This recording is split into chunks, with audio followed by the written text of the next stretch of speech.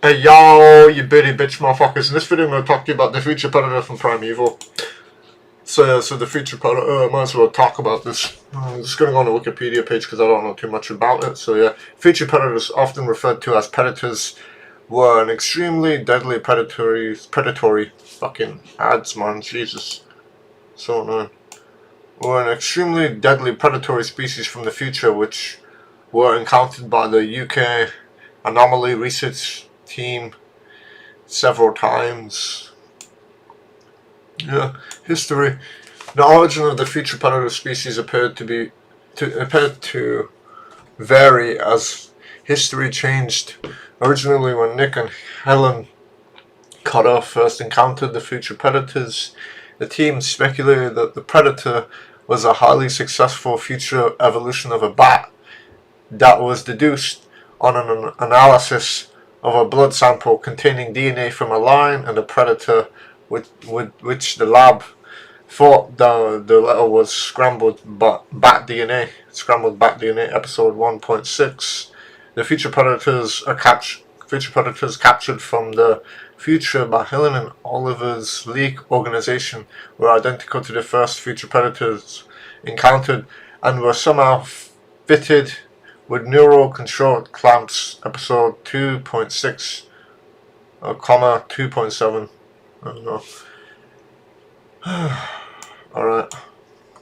Helen later traveled into a future world where humanity was apparently extinct and the leftover ruins of mankind's cities were inhabited by the future predators and Megalobacterians. Episode 3.1. Series 3, Helen initially claimed that the Anomaly Research Center's work would lead to future predators being created in an act sanctioned by Nick Cutter. Then, after killing Nick failed to change the future, episode 3.3, Helen blamed Christian Johnson, episode 3.9, who was having predators taken from the future and experimented on in hopes that they could be weaponized, episode 3.4, but Johnson's death didn't change the future either, episode 3.9, 3.10. The true origins of these predators were never revealed, but they appeared to be slower than the other predators. And no, I can't really read too much. I might as well just get into its biology. DNA analysis indicate that the future predator was descended from a sort of bat which had become hairless and wingless, although retaining echolocation. Episode 1.6. The adult future predator stood at 2.5 meters tall and were very lightweight. A sketchbook claimed it has 500 kilograms. The predator stood in a great ape-like stance, and as such could briefly stand on its hind legs to use its fore limbs. Predators had vicious teeth and claws, which they would use to cut right into a victim's jugular, and flesh during a single attack. But they lacked lips, so tended to drool. Future predators were incredibly fast, able to run at estimated top speeds of 125 kilometers per hour. I think that's what the fuck I think it means, and appeared to be able to jump at huge distances, the estimated length of a tennis court approx. Predators also seem to be very good climbers, climbing and leaping between trees and buildings' walls with ease and at great speed, and even scaling said walls. Not very muscular, future predators relied more on their great speed, agility, and acrobatics to take down prey.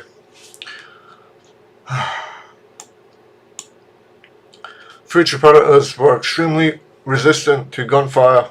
For such light-built creatures, a predator would be particularly, I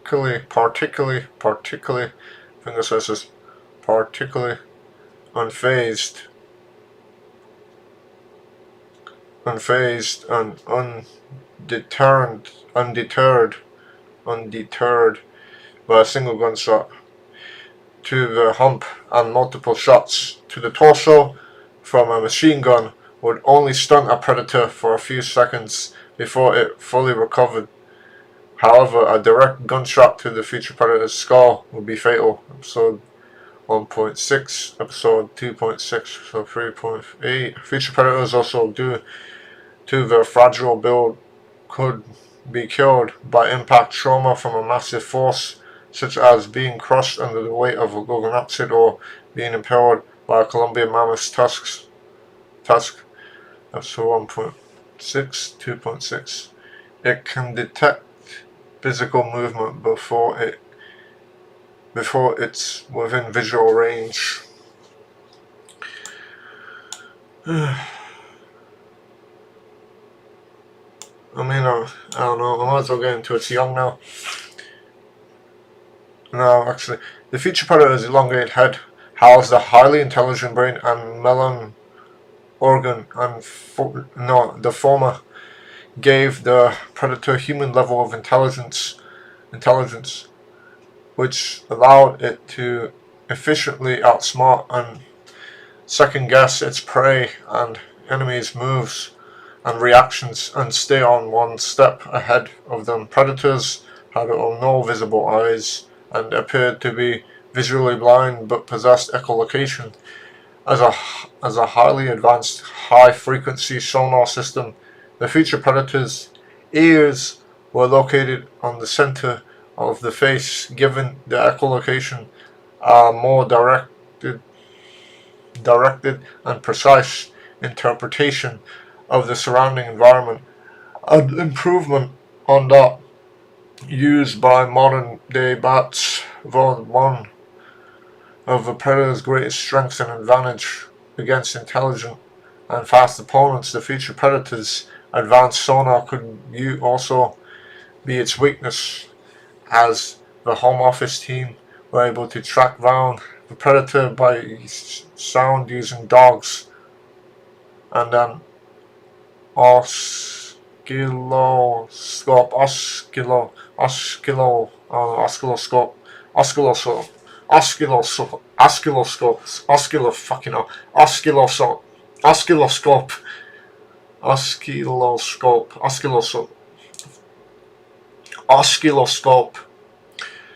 Nick Cousin managed to distract one predator by luring it into a greenhouse and then blown out the glass with a gun, scrambling its sonar with a jumble of sonar echoes from the falling pieces of glass. Episode 1.6. And music from Connor's iPod amplified by boombox speakers once disoriented a predator by scrambling its sonar. Episode 2.6. And Captain Becker once obtained stun grenades for the team to affect the predator's sonar. However, they never got the chance to use them. Episode 3.10. Young. The babies and juveniles were essentially a smaller sized predator with minor differences. Their faces were more wrinkled and scrunched up than the adults, and they only had a stump for a tail, which would later grow to 20 centimeters. The babies had made hyena laughing like calls when playing and high-pitched squeals when distressed. The juveniles, however, sounded more like the adults.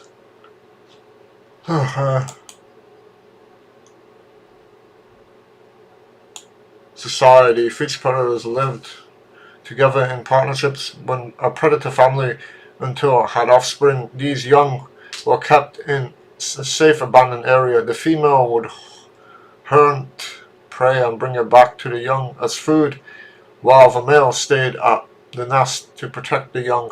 When the predator young were endangered, the mother and father predators would ruthlessly protect the young at all costs. The degree of social structure between the feature predators varied somewhat. Predators have been known to work together in large groups to hunt down prey. The group of predators would surround the prey before attacking it, ripping it apart, and devouring the remains. There were no known instances of conflict between the future predators. The young of the future predators family that went into the Permian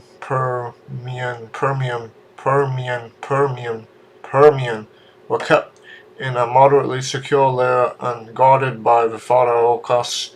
As the stress signal, young would let out a high-pitched squeal to alert any adult predators.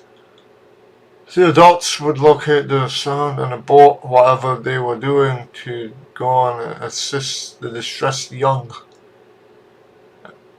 Episode 1.6. In the future city, juvenile future predators were hidden in rusty cars and broke out and attacked anyone who passed by. Unlike the babies of the predator family that went into the Permian, the juvenile in the future city would violently defend themselves by lashing out against victims that passed by cars, rather than cry for help from an adult predator. I don't know, I don't really want to get too much into it. I think that's all I can say. Yeah, that's pretty much it. Hope you enjoyed. Bye.